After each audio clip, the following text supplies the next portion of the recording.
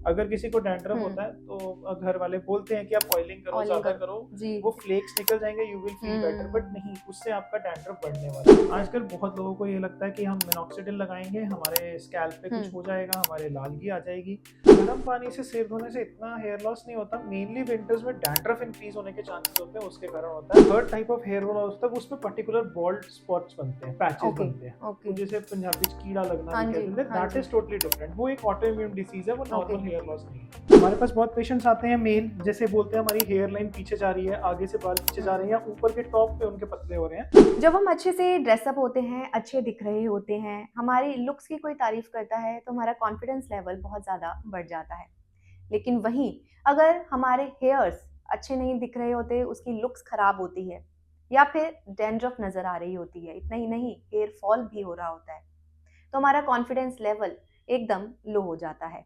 तो ऐसे में हमें हमारे हेयर्स का ध्यान रखने की बहुत ज़्यादा ज़रूरत होती है। तो आज हम इसी पर बात करने वाले हैं, हेयर फॉल और डैंड्रफ। और इसके लिए मैं पहुंची हूं जालंधर के डॉक्टर कुमार एस्थेटिक्स क्लिनिक में, और मेरे साथ मौजूद हैं डॉक्टर तरुणवीर सिंह। डॉक्टर तरुणवीर, आपका बहुत बहुत स्वागत है। Thank you so much ma'am. Thank you sir, जैसे कि हम बात कर रहे हैं हेयर फॉल और डैंड्रफ की, हाँ जी मैम। तो आज के टाइम में अगर हम देखें कि किसको सबसे ज़्यादा हेयर फॉल और डैंड्रफ की परेशानी हो रही है? देखो, ऐसा है, हेयर फॉल का कोई फिक्स एज नहीं होता, बट मैक्सिमम जो पॉपुलेशन है, they are more concerned when they are in their early 20s और इन देयर 30s। उस टाइम पे सबसे कॉमन एक होता है जो हमारे पास पेशेंट्स आते हैं, या 25-26 साल या 30-35 साल, मोस्टली मेल्स जिनको रिसीडिंग हेयर लाइन हो रही होती है, या फीमेल्स जिनके जड़ से बाल टूट रहे होते हैं, they are more concerned about the hair. And dandruff अगर देखा जाए, डैंड्रफ बहुत कॉमन है, बट अब जैसे सर्दियाँ चल रही हैं, सर्दियों के मौसम में थोड़ा डैंड्रफ बढ़ जाता है, थोड़ा डैंड्रफ जमना शुरू हो जाता है। इस टाइम पे हमें इस चीज़ के पेशेंट ज़्यादा दिखते हैं। अगेन, ये किसी एज ग्रुप को अफेक्ट कर सकता है, but dandruff commonly teen age में स्टार्ट होता है एंड 30-35 के बाद थोड़ा कम होने के चांसेस होते हैं। हेयर फॉल की बात करें तो इसका मेन जो कॉमन रीज़न है, कॉमन फैक्टर है, वो क्या होता है?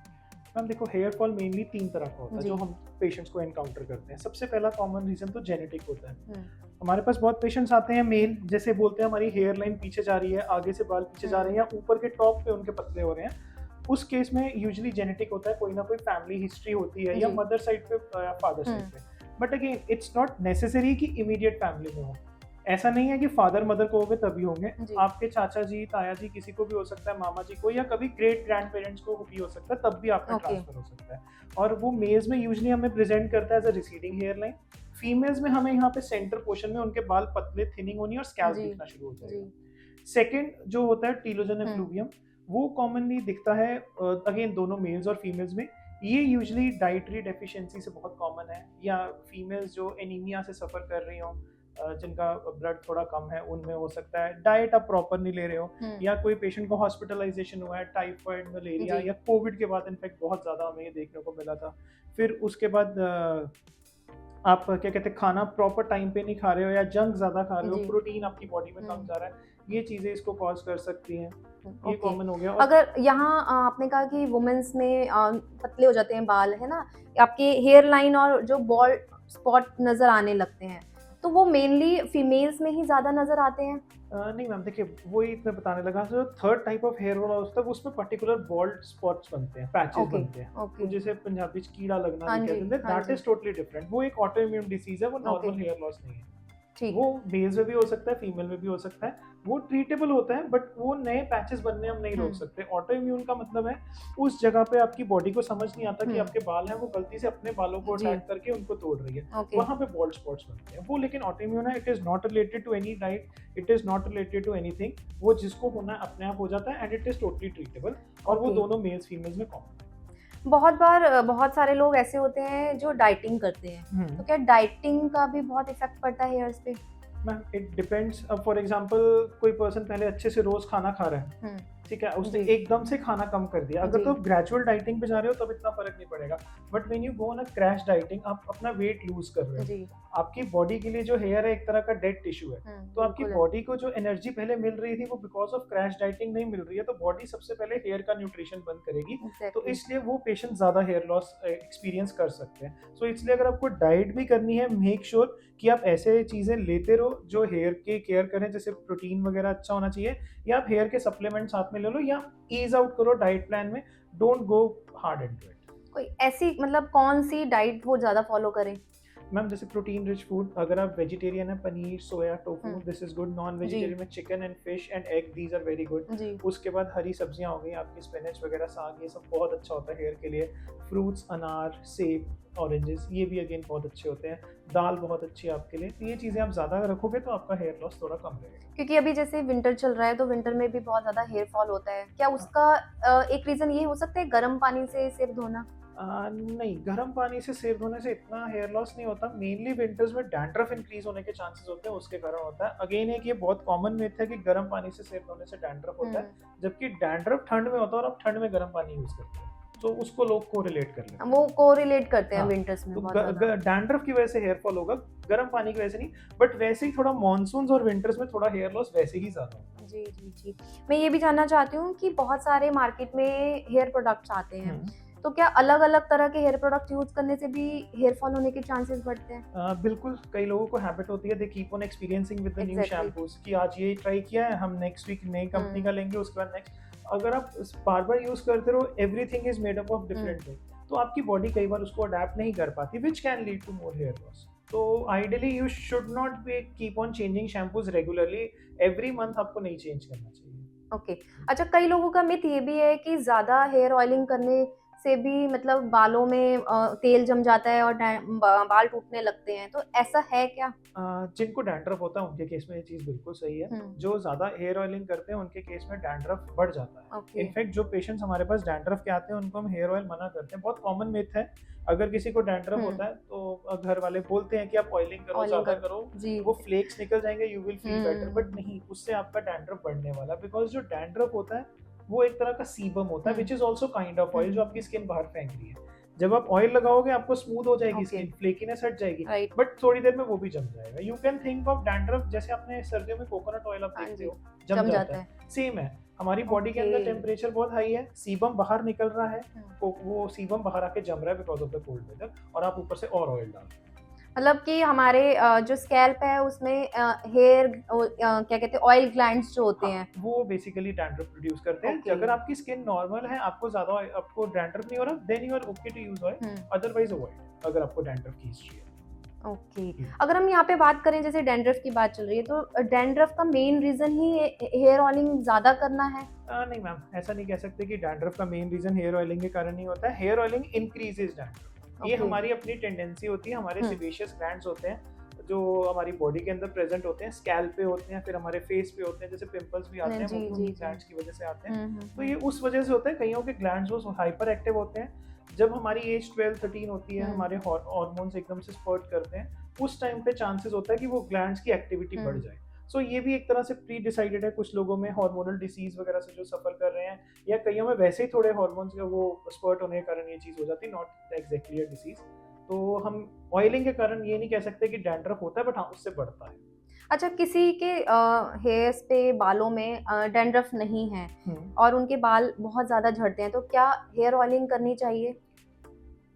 हेयर ऑयलिंग आपके हेयर ग्रोथ में हेल्प नहीं कर सकता, बिकॉज जहाँ पे वर्ड ऑयल आता है, usually oil as a very thick particle size. Okay. हमारी स्किन ऐसी नहीं है कि आपने ऊपर कुछ लगाया हर चीज अंदर हुँ। चलेगी। वाटर कैन बी अब्सॉर्ब, लेकिन अगर आप जो ऑयल भी स्किन पे राइट। लगा रहे हो वो अब्सॉर्ब नहीं होगा। तो जो आप ऑयल लगा रहे हो अपने स्कैल्प के ऊपर, that is not going to penetrate into your scalp, वो ऊपर ही क्योंकि रहेगा। क्योंकि काफ़ी टाइम से जैसे सदियों से ये कहा जा रहा है कि बालों में ऑयलिंग करनी बहुत ज़्यादा ज़रूरी है ना? जो बच्चे स्कूल जाते हैं उनकी जो मदर्स हैं वो सिर में बहुत ज़्यादा बिल्कुल। ऑयल बहुत ज़्यादा लगा के स्कूल में 2 छुट्टियाँ करके वो भेजती हैं। पर क्या वो ऑयलिंग से बहुत फ़र्क पड़ता है? ऑयलिंग से नहीं, जो आप ऑयलिंग के साथ मसाज करते हो उससे फर्क पड़ता है। ओके। बेसिकली जब आप ऑयल लगा रहे हो, आप हुँ। उसको रब कर रहे हो, hmm. You are massaging the जी। स्कैल्प।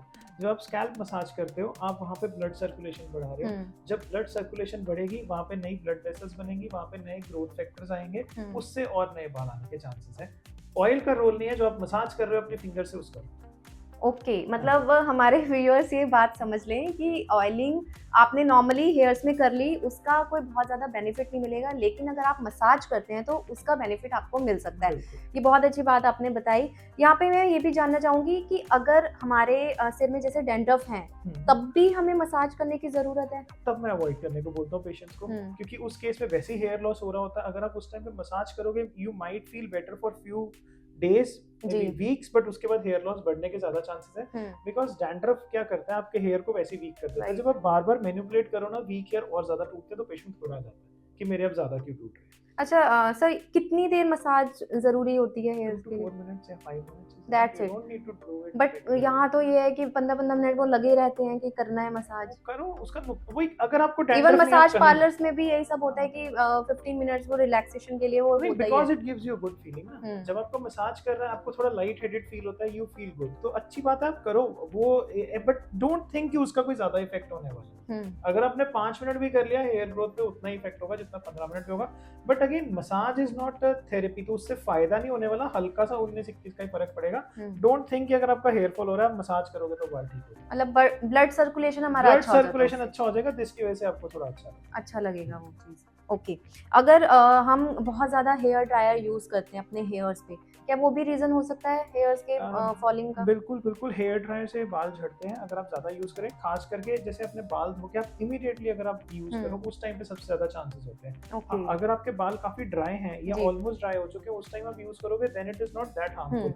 बट अगर आप इमीडिएटली गीले बालों पे हेयर ड्रायर यूज करें, तो it leads to formation of small bubbles in the hair shaft, जिसकी वजह से हेयर ब्रेकेज इजी हो जाती है। उसमें बाल बीच में से ज्यादा टूटते हैं, ना कि जड़ से। कितनी देर बाद, जैसे क्योंकि अभी आजकल विंटर से बाल नहीं सूखते हैं, लोग हेयर ड्रायर का मैक्सिमम यूज करते हैं, तो आइडियली तो जो पेशेंट्स को हेयर फॉल हो रहा है, उनको हम एडवोकेट नहीं करते कि आप जी। ड्रायर यूज करो, बट बाकी जो है अराउंड 30 मिनट्स 45 मिनट्स के बाद थोड़ा बहुत आप कर सकते हो, थोड़ा ओके। ड्राई करने के लिए, जब एटलीस्ट सारा वाटर कंटेंट आपका ड्रिप आउट हो जाए, ड्रिप आउट हो जाए, उसके बाद यूज उसके करना बाद यूज चाहिए। एक मिथ ये भी है कि हेयर शैम्पू को हर रोज करना चाहिए, क्या मतलब बालों के लिए सही है वो? देखो, जो मार्केट में शैम्पूज अवेलेबल हैं, अगर आप हर रोज करते हो, they can damage your hair more. तो अगर आपको यूज भी करना है, तो आपको बहुत माइल्ड शैम्पूज यूज करने होते हैं, वो हम डेली यूज कर सकते हैं। बट आइडियली हम फीमेल्स को, जैसे लंबे बाल जिनके होते हैं, जी। या इवन 6 को, मैं ट्वाइस अ वीक ही रेकमेंड करता हूँ, not more than that. Rarely you can use thrice a week. अगर मेल्स को, कईयों को चाहिए छोटे बाल की हमारे भी रोज शैम्पू करें, तो उनके लिए आते हैं जो माइल्ड शैम्पूज, हम वो सजेस्ट कर सकते हैं, वो कर सकते हो आप किसी। क्या एंटी डैंड्रफ शैम्पू काम करते हैं बालों में? एंटी डैंड्रफ शैम्पू डेफिनेटली काम करते हैं, बट अगेन वही, जिसको डैंड्रफ है but they should not B use daily, वो थोड़े स्ट्रॉन्ग होते हैं। बट अगेन, अगर आप ये सोचो कि जो मार्केट में एंटी डैंड्रफ शैम्पू है, जो मेडिकल ग्रेड के हैं, वो सेम होंगे, नहीं, उनमें बहुत जमीन आसमान का फर्क होता है। अगर आपको माइल्ड डैंड्रफ है, तो आप नॉर्मल यूज कर सकते हो, आपको उससे चले जाएगा। बट अगर आपका डैंड्रफ बढ़ रहा है या डैंड्रफ स्टिक हो रहा है स्कैल्प के ऊपर, उस केस में अगर आप ये सोचो कि नॉर्मल एंटी डैंड्रफ शैम्पू आप यूज करो जो मार्केट में मिल रहा है, तो that is not going to work in that. अच्छा, कई लोग ऐसे भी होते हैं कि उनको डैंड्रफ नहीं है, लेकिन वो एंटी डैंड्रफ शैम्पू यूज कर रहे हैं, क्या उसका कुछ उल्टा असर होगा?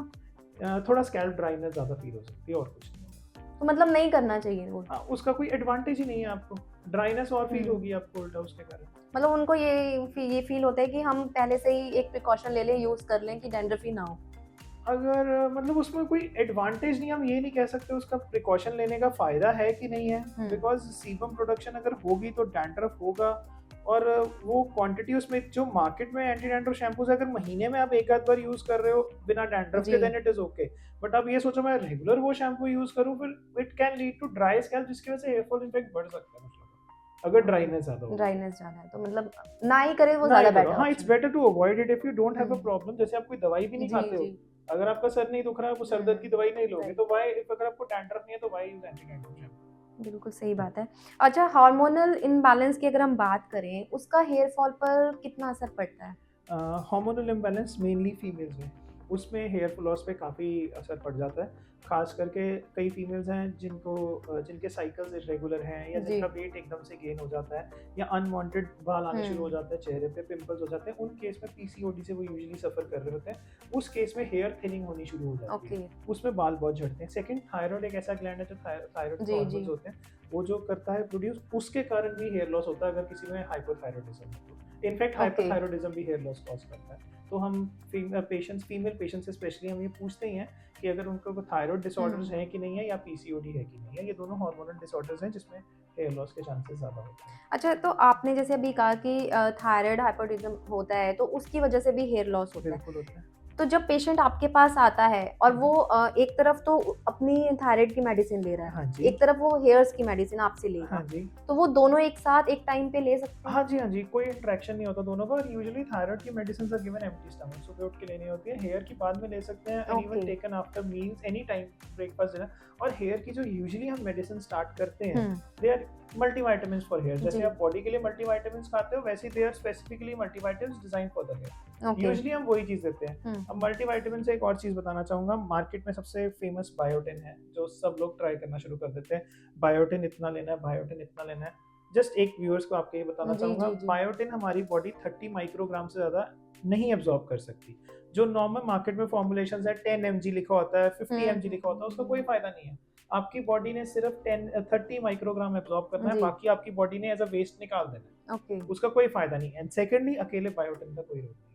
मतलब बायोटिन के साथ हमें और बहुत सारे अमीनो एसिड्स चाहिए होते हैं, जो प्रॉपर हम हेयर के विटामिन देते हैं, उसमें पूरा प्रॉपर कॉकटेल होता है उन विटामिन। अच्छा, अकेले बायोटिन अकेले लेने का कोई बायोटिन का बेनिफिट इतना नहीं? रोल नहीं होने वाला। It is just a vitamin, आप ये सोच लो। और वो भी सिर्फ 30 mcg चाहिए हमें, उससे ज्यादा हमें नहीं चाहिए होता। Oh my God! तो मतलब वो लोग जो हैं वो लेते ही हैं और खा भी लेते हैं और उसके उनको मतलब बेनिफिट नहीं होता है, जब साइड इफेक्ट्स होते हैं देन वो डॉक्टर के पास साइड जाते हैं। इफेक्ट्स होंगे कि नहीं होंगे ये नहीं पता, फायदा नहीं होगा।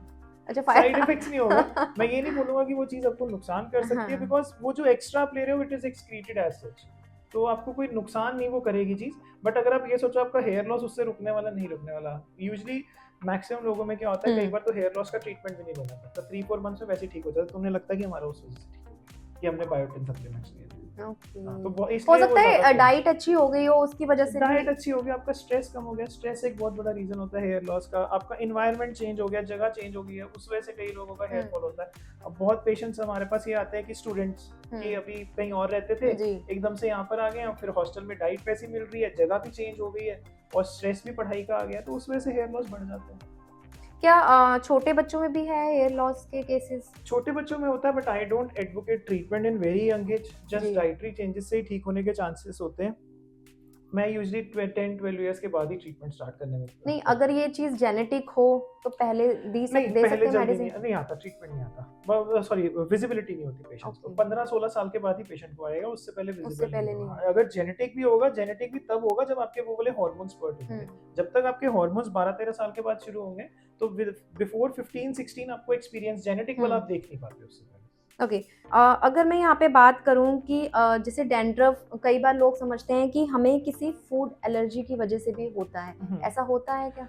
देखो, लोगों में बहुत कॉमन एक मिथ होती है कि हमारे सर पे कुछ भी जम रहा है वो डैंड्रफ, कुछ भी जम रहा है। हमारे सर पे रेड स्पॉट्स है वो भी डैंड्रफ के कारण है, हमारे सर पे वाइटनेस है वो भी डैंड्रफ के कारण है। तो एक तो जरूरी नहीं हर चीज स्कैल्प पे जो जमा है वो डैंड्रफ है।